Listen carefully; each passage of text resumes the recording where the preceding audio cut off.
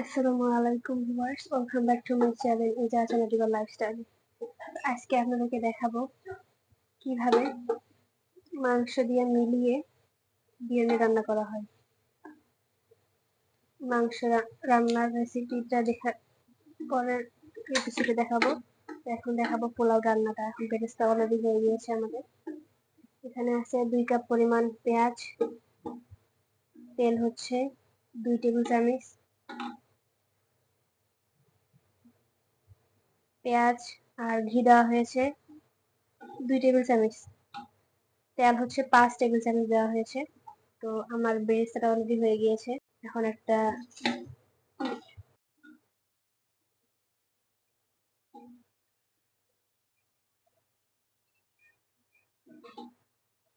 একটু উঠিয়ে রেখে দিচ্ছি, পরিমাণ মতো রেখে দেওয়া হচ্ছে, দেখতেই পাচ্ছেন। চালটা দিয়ে দিব, চালটা দিয়ে ভালো মতো ভেজে নিব। এখানে পুরো 1 কেজি পরিমাণ চাল আছে, ভালো করে ধুয়ে চালনি দিয়ে ছেঁকে নিয়েছি, পানি যেন না থাকে। এখন এটা ভালো মতো করে একটু ভেজে নিব, দেখতেই পাচ্ছেন ভেজে নিচ্ছি আমি। দিয়ে আলু ভেজে নেওয়া হচ্ছে বিরিয়ানির জন্য।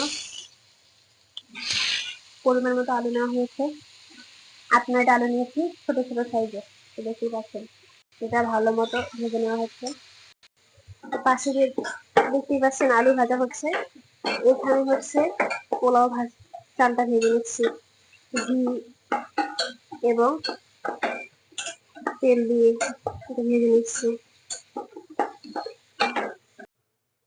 এখানে আলু ভাজা হচ্ছে, এখানে গরম পানি করে রাখা আছে, পরিমাণ মতো গরম পানি করা হয়েছে। এখানে আলু ভাজা হচ্ছে, প্লাস এখানে চালটা ভেজে নেওয়া হচ্ছে।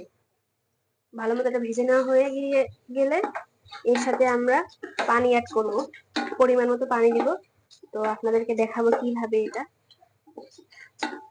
প্র্যাকটিক্যাল ভাবেই দেখাচ্ছি কিভাবে রান্না করতে হয়। এটা হচ্ছে আমার শাশুড়ি মায়ের রেসিপি, তো এটা অনেক স্পেশাল রেসিপি, দেখতেই পাবেন। আলুটা সিদ্ধ হবে, ভাজার মধ্যে সিদ্ধ হয়ে যাচ্ছে। তাহলে আমি লাগছি, আমার মা পাশে দিয়ে আলুটাকে ভালো মতো ভেজে নিচ্ছে।